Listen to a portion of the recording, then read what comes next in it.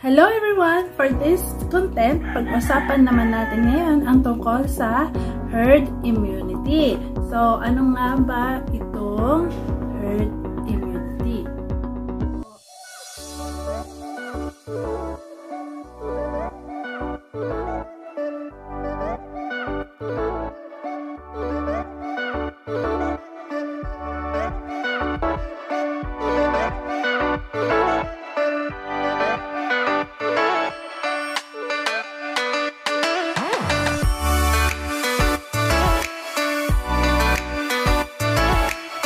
So, ito na. Ano nga ba ang concept ng herd immunity?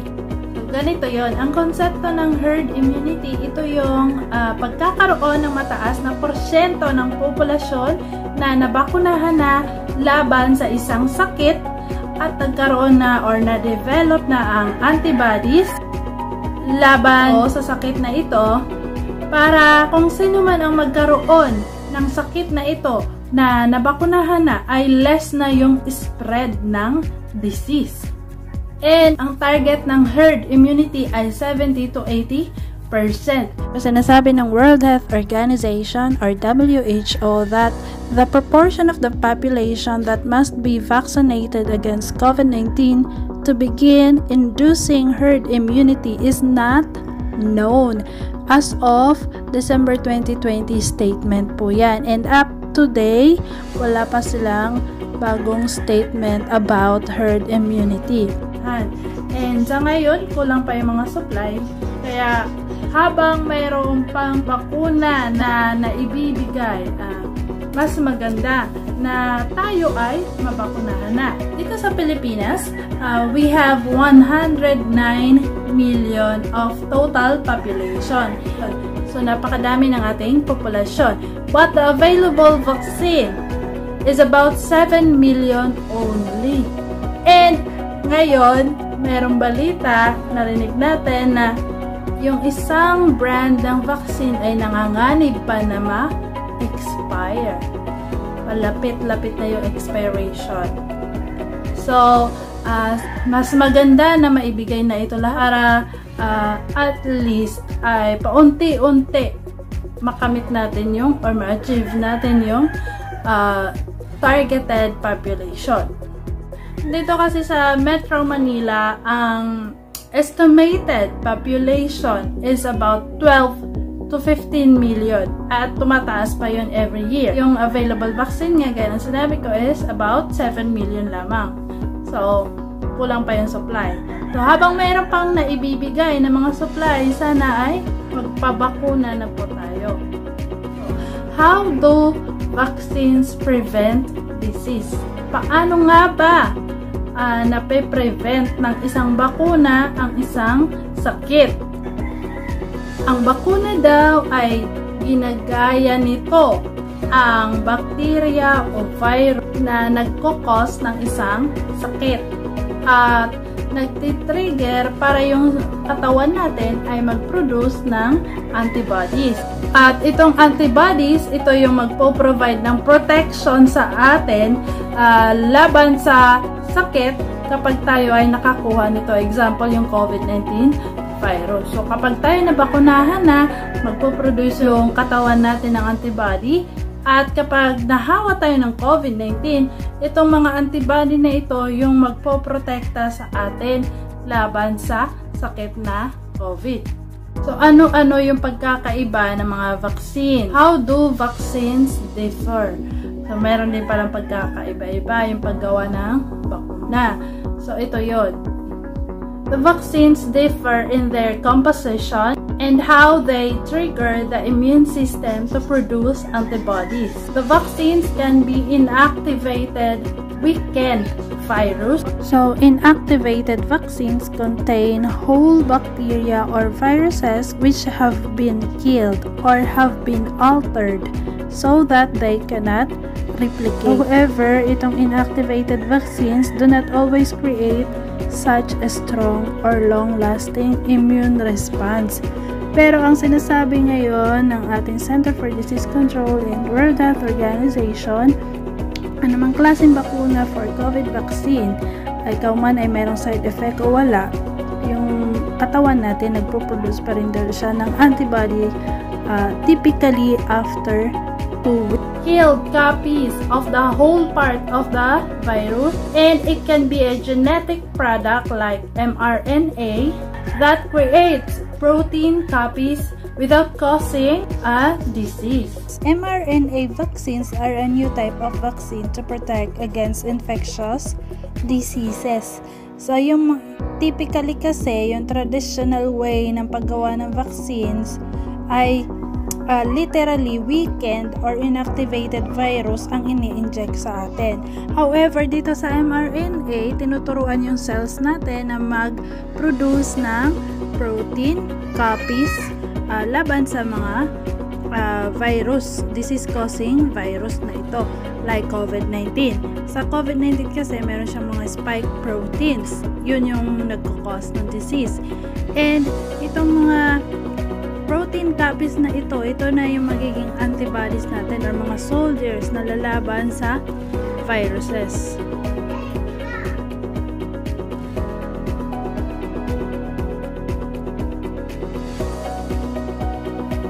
Ayun, dito nga sa ating COVID-19 vaccine, iba-iba yung paggawa. Depende sa mga brand at depende sa composition.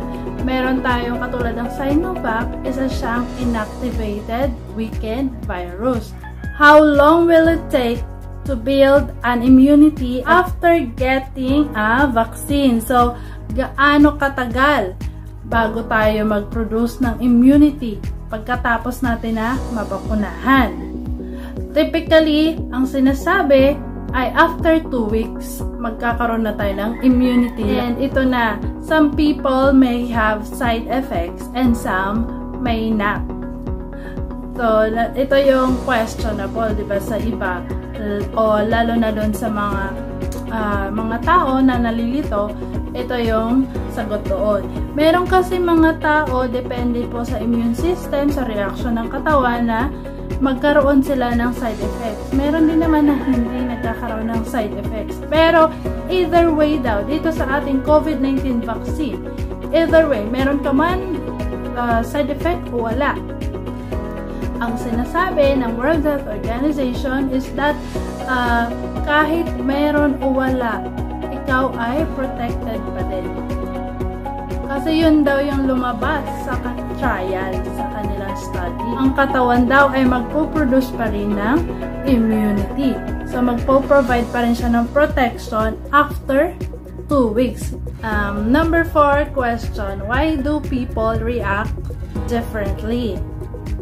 So, bakit nga ba iba-iba tayo ng side effect? Bakit iba-iba yung reaksyon sa ating katawan? May mga dahilan din kung bakit ganoon.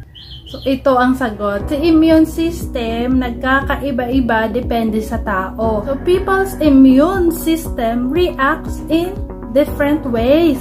According to Healthline, people react differently to vaccines due to contributing factors. Doon sa age, sa health, sa race ng isang tao. Depende doon sa pre-existing immunity. Depende rin sa nutrition, sa genetics. Depende sa gender. Depende din sa environment. O diba, ang dami niyang mga factors. Kaya tayo ay nagkakaiba-iba ng reactions. So for now, isa-isahin naman natin ngayon yung mga vaccine. First is Moderna. Alam naman natin yung efficacy rate niya is 94.1%. At yung technology platform na ginamit niya is mRNA. Tested dose ng Moderna is 2 doses, 28 days apart. So, yung interval niya from first to second is 28 days. So, ito yung binabasa ko, si Moderna. Ang common reaction niya, nakalagay dito, is yung includes pain, erythema, swelling at injection site, fatigue, may headache, may myalgia, may arthralgia, pwede mag-chills, mag-nausea, vomiting, pwede magkaroon ng tenderness dito sa ilalim ng kilikili, and fatigability. So, yun daw yung mga common. Dito sa ating Moderna na brand ng COVID vaccine. And yung reported severe reaction daw dito sa Moderna is yung anaphylaxis or yung hypersensitivity reaction doon sa vaccine. So, nagkaroon siya ng allergy. Ito vaccine type, ito yung ating Sputnik. Ito naman si Sputnik, meron siyang frequency of 2 doses na mayroong 21 days apart. And ito, 91% efficacy rate. At meron din siyang mga common na side effects. Sa severe reaction, wala naman daw na report na mayroon nagkaroon ng severe reaction against Sputnik.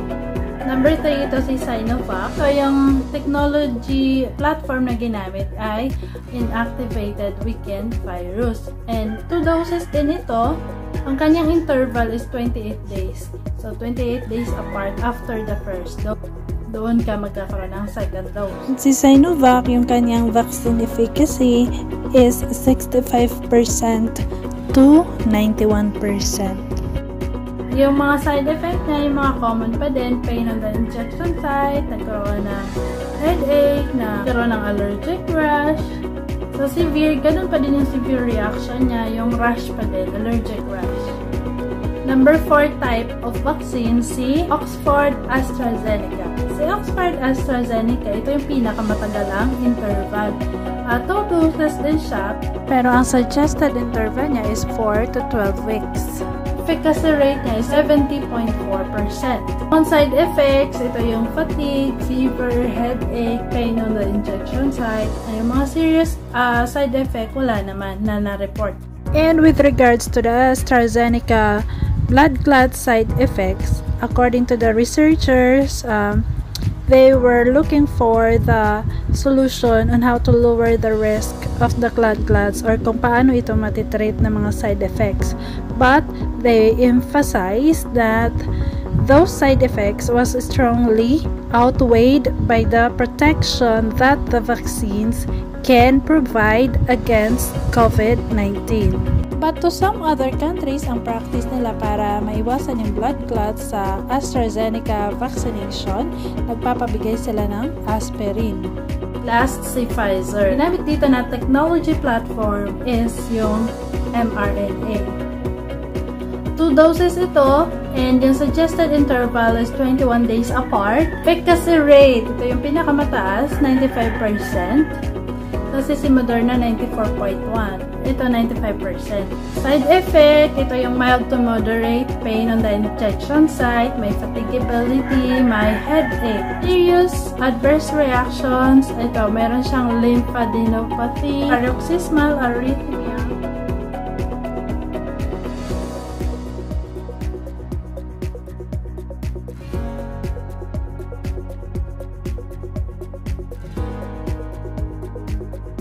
Tawag nating arrhythmia ang anumang uri ng abnormal na pagtibok ng puso o ritmo. Sa normal adult, tumitibok ng normal ang puso ng 60 to 100 na beats per minute habang nagpapahinga ang isang tao. Sa baby kasi or sa mga bata, nag-iiba-iba ang count niyan per beats per minute niyan. So kapag tumaas o bumaba ang bilang niyan, yan ang tinatawag natin na arrhythmia. Nagiging irregular ang ritmo ng ating heartbeats. Pero dahil ang arrhythmia ay tinag as severe adverse reaction dito sa Pfizer vaccination, so kapag na-experience natin ito after injection of the vaccine ng Pfizer, ay kailangan mas maganda po na makita tayo ng doktor.